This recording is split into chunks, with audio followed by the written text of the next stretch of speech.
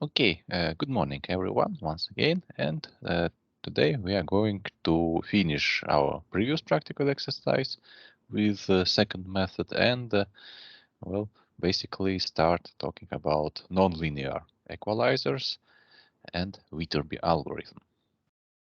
So for the practical exercise 5, we have finished the fifth task for MSE equalizer calculated by using autocorrelation method. And accordingly, now what we want to do is to use another method called iteration method and do the same things for this method. Of course, it should converge to similar solution. However, since this is optimization procedure, sometimes it might, fail to do so. But still, if you run it multiple times, then it should be fine. So let's see how it works. In short, there was a solution in lectures discussed. There was also a solution in this additional material in more details provided. So what we need to do now is to actually change a small part of our code related to this calculation of equalizer coefficients here and replace it with this method of iterative step-by-step calculation of these coefficients. So we are going to calculate these coefficients, well, basically more or less directly. We still need to calculate these. No, wait a minute. We do not need to calculate this correlation.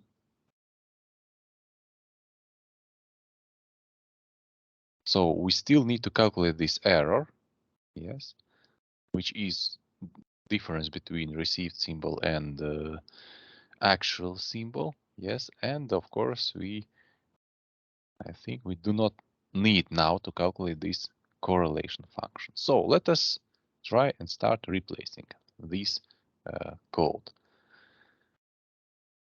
So let's see. First of all, we do need received signal vector, still, yes, real part and imaginary part. So this part is what is left, yes. Now we don't need autocorrelation matrix and we don't need cross-correlation matrix, yes. So we can erase. Wait a minute, sorry. I want to save a copy of this file, method 2, and then I will edit this copy of the file. So I'm erasing everything that's related to autocorrelation matrix, yes. So basically these parts as well. But at the same time, you can see that we have some beta parameter here that we need to specify the step of the gradient descent. So we can do so here, yes. That is our beta. Let us take it quite small. This affects the number of steps needed to find a solution. So the smaller is this beta value, the more steps are needed. But well, we'll try different values and see how it affects. So this is gradient step. Now this part remains. So this is our data from received signal real part accordingly and imaginary part. And here we basically split signal into length of the equalizer impulse response length divided by 2. Now, however, yes, so we split this all our data, all our real part and imaginary part in these small pieces by length of, in this particular case, 7. Yes, so basically if we take all our data, then we take 7 samples, then we take next 7 samples shifted by 1, also 7, and so forth. So this is our sliding window, yes, for real part and for imaginary part. And for this sliding window, we calculate equalizer coefficients, yes. Of course, first equalizer coefficients are going to be very coarse, imprecise, but as we go further and further, the situation should improve and our actual performance must be better. So, and then we need to calculate. Okay, so.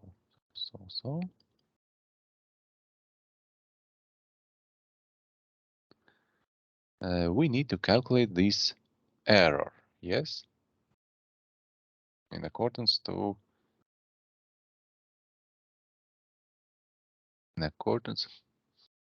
these equations.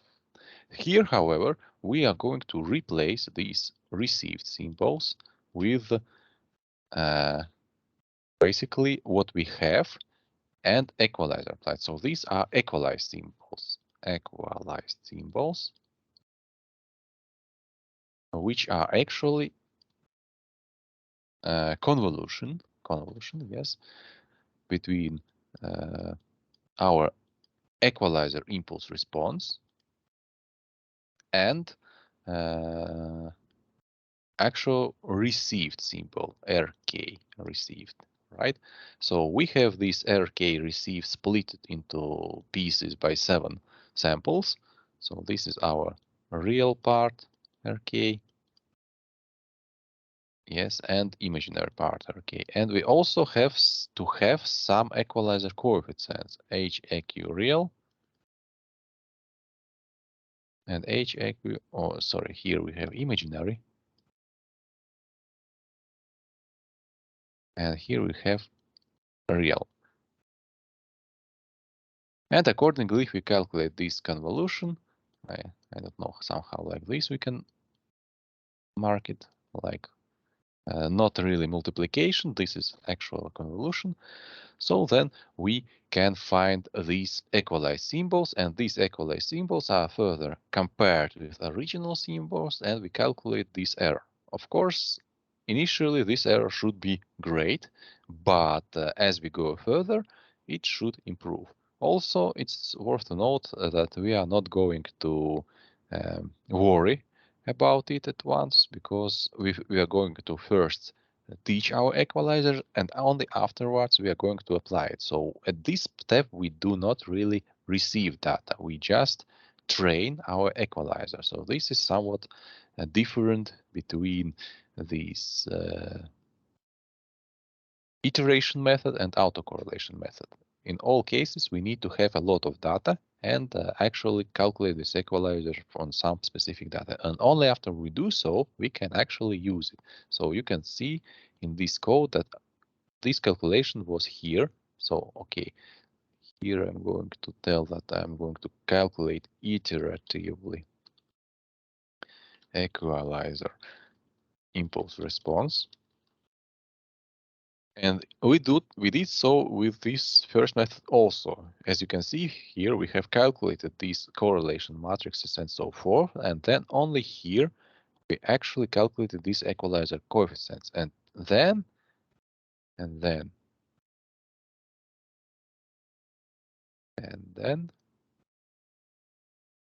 here we did this equalization procedure with already calculated coefficients, right? So first we need to use some data to find this equalizer, and only afterwards we can use this equalizer. So it cannot work at once. It needs some time to train, yes, in all cases. So in this case, this training will happen as it goes, and actually, eventually, if we choose good enough beta step, we might even consider trying to use it in real time, yes, to see how it improves as it goes. However, still you need to understand that the first iterations will have a lot of errors. So either way, we need some special data that we don't really care about to see how it works, yes. So yes, it's like that. At any rate, in order to start this operation, we need to have some assumptions about our equalizer. So, for example, real part equalizer and imaginary part equalizer, so that it is equal to at least something. Yes, so we can start calculating this error, as this QK depends on these equalizer values. So the easiest way is to actually assume that these values are zeros. Yes, so that's something we are going to start with, and then eventually we will find more and more precise values as we go. So for that reason, we need to specify the initial values of these equalizers. Yes, so I'm going to copy these, and I'm going to say here that these are the initial values of equalizer impulse response. For real part, which is going to be zeros, LAQ1, where LAQ is number of impulse response coefficients, which is variable according to this task. It can be 15, 31, and 45, right? And accordingly, the same thing goes for the imaginary part. So that's real part, impulse response, and this is accordingly imaginary part, impulse response. So now we have these values and we can calculate this error. Yes. So we can calculate the error. Oh, sorry. According to this equation. So we are calculating only this part for now. Yes, this is going to be our error. And accordingly, we need to find this difference between original symbols and actually received and equalized. So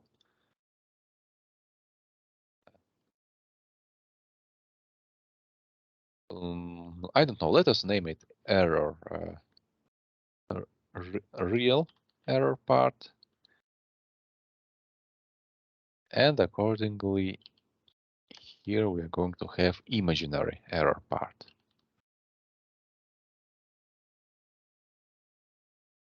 So we will calculate them all, yes.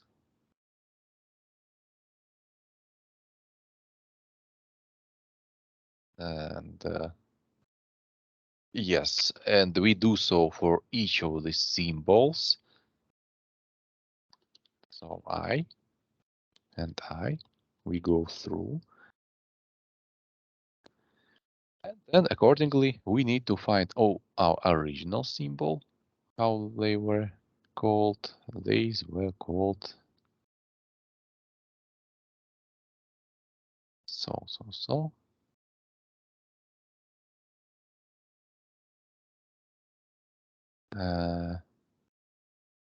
AK, right? So they had real part, which are real for original real part, real TX, and original imaginary part is image TX. So this is our, well, basically we still can say that this is our AK with again index I. So we process symbols one by one. So we calculate one symbol, then we calculate next symbol, next symbol, next symbol, and so forth. Yes. So this is our so here we have imaginary part, have real part. So this is original part of this equation, this one, yes. Now we also need this received actual and equalized value, which is none other than this entire fragment multiplied with our impulse response. So let us, wait a minute, well, let me actually run the first method first.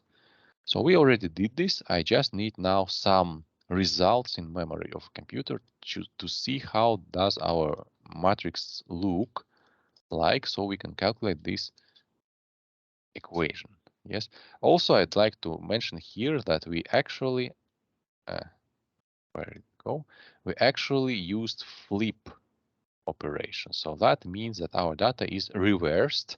And for filtering procedure, we actually need one of the signals reversed. So for example, if we calculate output signal, then we take our signal xi, multiply it with impulse response with some n minus I.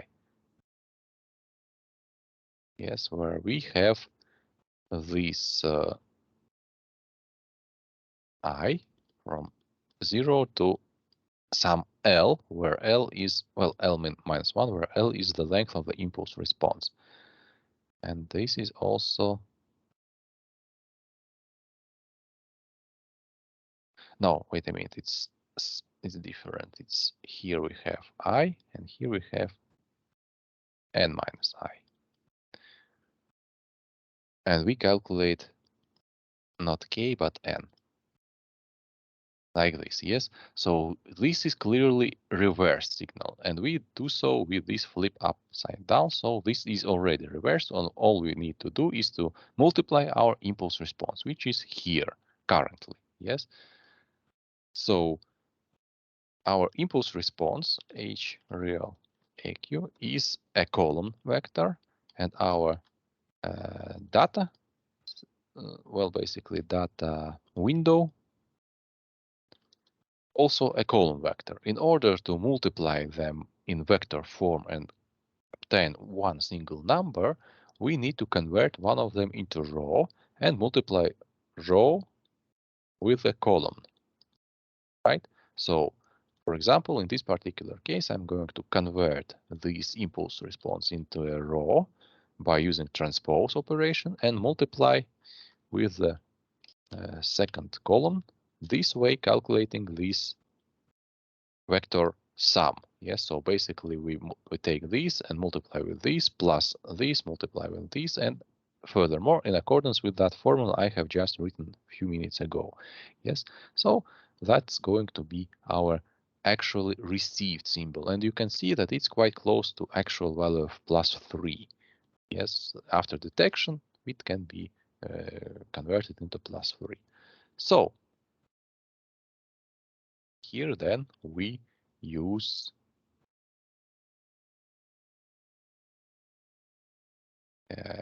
this part. This is our basically this is basically our error estimation for one symbol, specifically symbol with number I. Yes, and as this for loop goes on, we calculate new and new versions of this estimation. And accordingly, here we are going to calculate the same thing for imaginary part. Imaginary part, here also real part.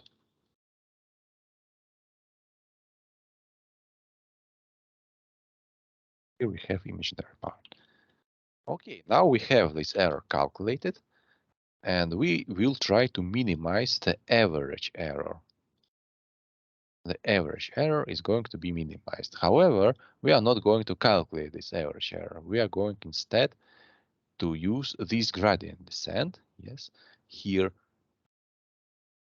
and accordingly update equalizer coefficients in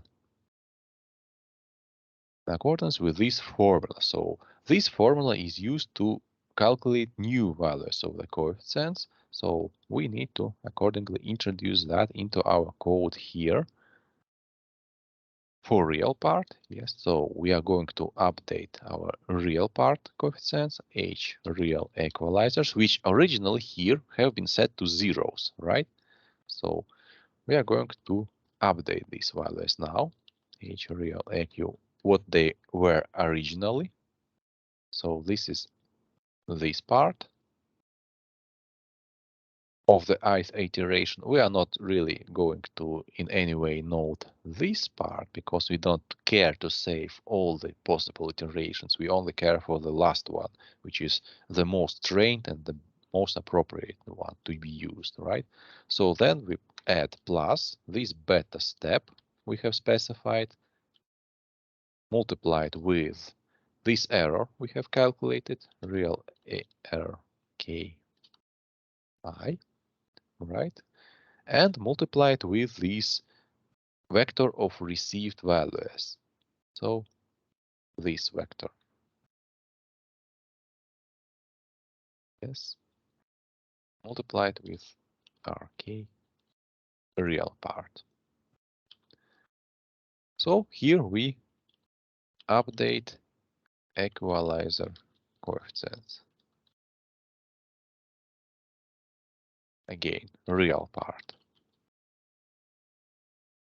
Similarly, we do so for the imaginary part as well. Imaginary. Here we also have imaginary. And here we also have imaginary. Imaginary part. And that's it. As this algorithm goes, these values become more and more accurate. And actually, this is exactly what we need to have. Yes, so we can skip the next part of calculating these coefficients because these were actual for autocorrelation method. We don't even have anymore this autocorrelation function. And we already, after running through this for loop, will have these values which we needed. Yes. And we can go straight away, plot the results, detect the symbols, and see how it works. Yes. So let us actually try out and see how it goes. Did it actually find a solution? So let's see if we have. So I'm having some mistake here with line 59. Line 59. Of course, we don't have such function. We can have function real. And here, accordingly, we can have function image.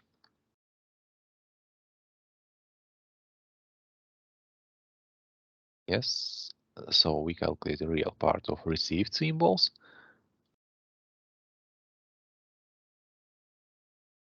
And imaginary part of received symbols. So as you can see, results are somewhat similar. And also, well, we can add some limits to make this window smaller a little bit. So actually, let's do so. Our plot of the received signal is shown here. So I'm going to add axis limits. So this is from -5 to +5 for x-axis and from -5 to +5 for y-axis. So that I don't have a lot of this white space and the picture is centered. Yes, so basically this way. Actually, I'm going to apply this last command just for you to show how it actually changes the picture. So currently this picture is like this. I'm now applying this command and the picture now is centered and this white space is a little bit, uniformly distributed in all directions. So this way it's more, how to say, presentable, yes. Of course, we have number of errors which is not zero. And as we increase the length of the impulse response of equalizer, it can decrease. However, if you recall, then for the first method and equalizer length of 15, we had smaller number of errors. We had 5 or 6 errors only, right? Which is the question, why is it so? Why here well, actually, no. Here we have 12 errors, but it's still smaller, right? Can we decrease this number of errors in this case? We can try and take greater step beta, for example, 0.01, and see how it will go. So in this case, the coefficients will increase more rapidly, yes, and accordingly, this results, as you can see, in case that it's impossible to find the solution. So we have a lot of errors. We didn't really converge to the solution during this optimization procedure. That's exactly what I was mentioning before, that we need to be careful with this beta step. It tried to find some kind of solution, but it couldn't because it was overshooting this solution. So you can imagine that this error function, yes, can be plotted as some sort of the parabola function, that this, well, it's not really necessarily a convex function, and actually we can plot this function. We have this result. So yes, let's do so. So this error, yes, plot real error k.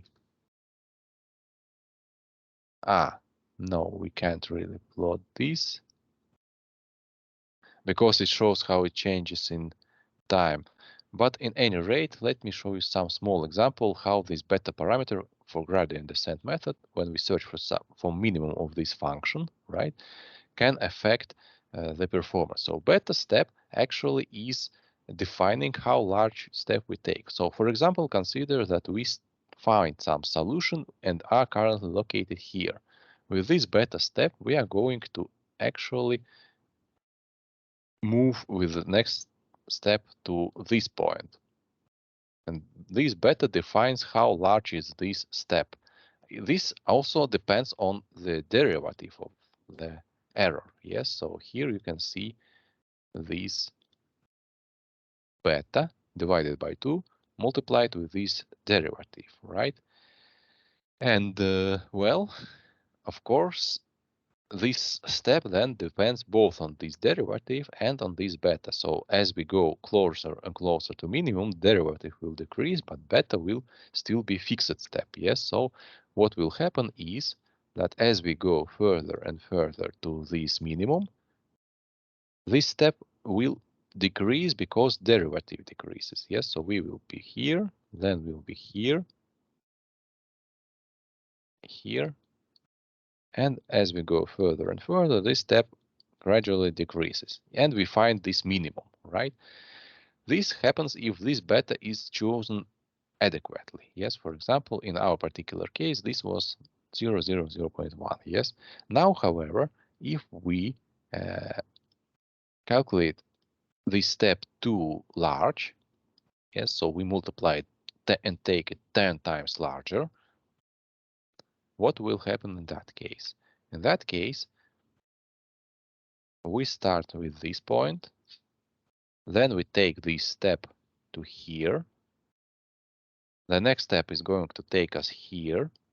The next step is going to take us here, here, here, and we are actually going to diverge from this solution, and we are going to never achieve it.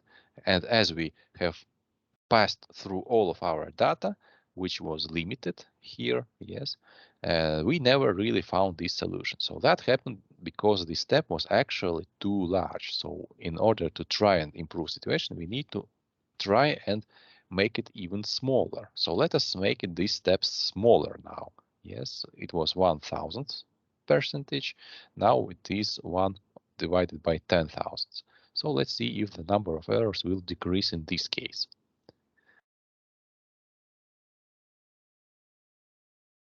So without equalizer, it was this. And now you can see that we actually found a better solution. So now we take smaller steps one at a time and find the solution more precisely. Yes. So this step actually matters. Yes.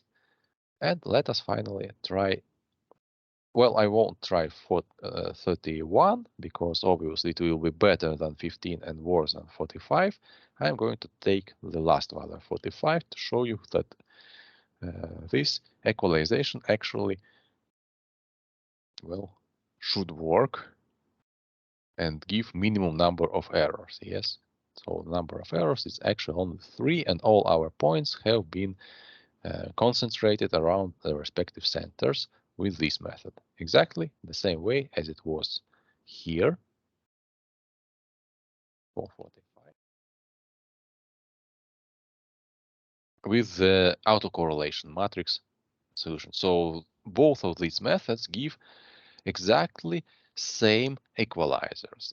The only difference is the method how we calculate the coefficients. This autocorrelation method actually relies on finding the autocorrelation matrix, which in my particular case uh, is 45 by 45 dimensions matrix. So yes, so it's not quite so large and not really difficult to calculate it. However, this requires a lot of computations. So this is computationally intensive procedure. We have to calculate these matrices and then multiply with these matrices, find inverse, and so forth and so forth. Yes.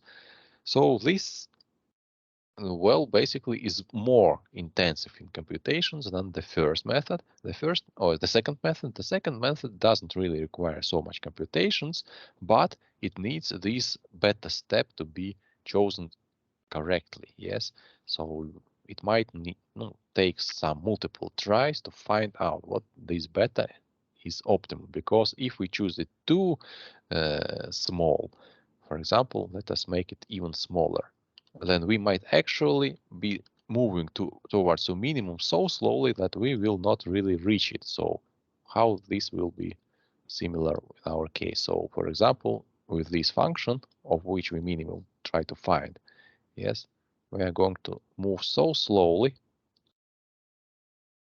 that we are not going to reach this minimum in this number of iterations. Yes, and this is our last iteration, and we didn't really finish finding this minimum. So let's see how it will work in this case.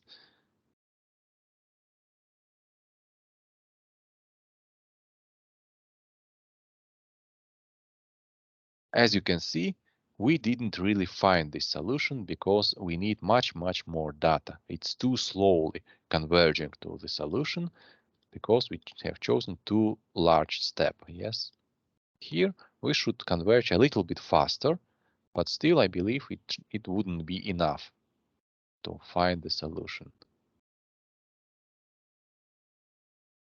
Yes, we have too large error. And eventually, if we try and increase the amount of data, let's try this.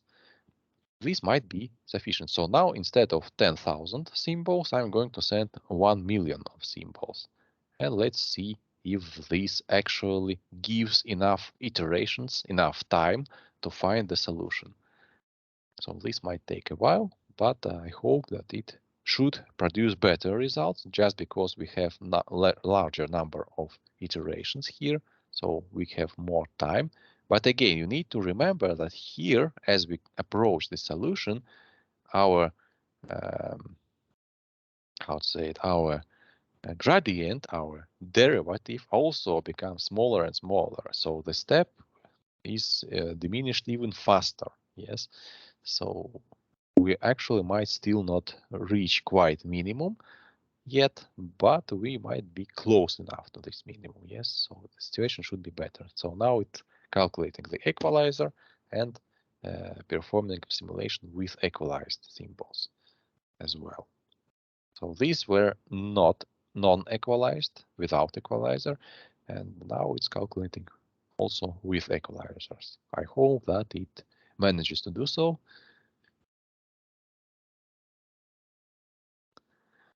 So yes.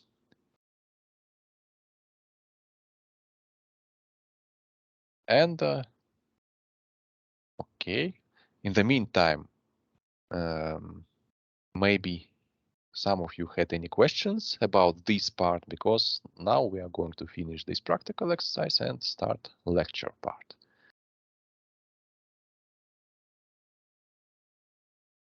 No, I don't have any questions. No questions yet. Okay.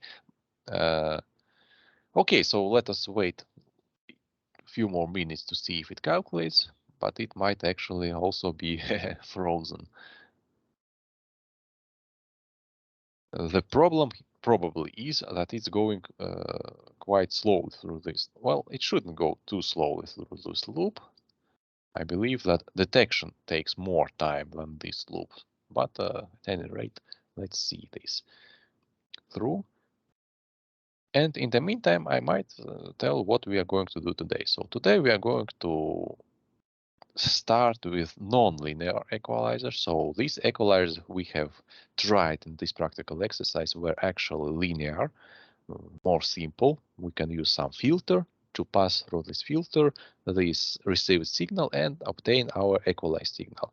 Non-linear equalizers are somewhat more difficult, and we are going to use in particular Viterbi algorithm. So today is more like practically oriented lecture.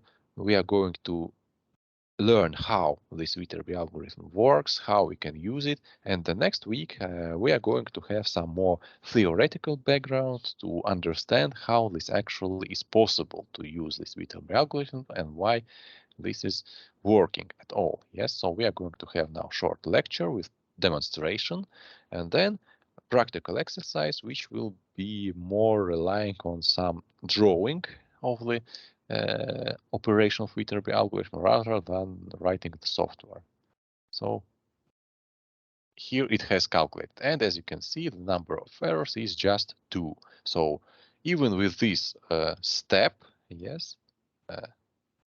now it cannot plot probably these pictures, yes, even with this small step, now we have enough data to actually find this solution, yes. So this depends on um, not only on this step, but also on the number of your data, how many data you have to find this equalizer. Of course, if we are talking about adaptive equalizers, when situation and this impulse response actually changes, then you need to understand that we might not have this luxury of time to actually find these much symbols and train equalizer as we go. So in this particular case, we might be forced to use this autocorrelation method or search for the optimum step, yes, which will also may be different for different time intervals, yes. So okay, for now I'm going to close this, all windows, yes. And let's stop this record so that I can start the record of the lecture. So I'm going to stop record.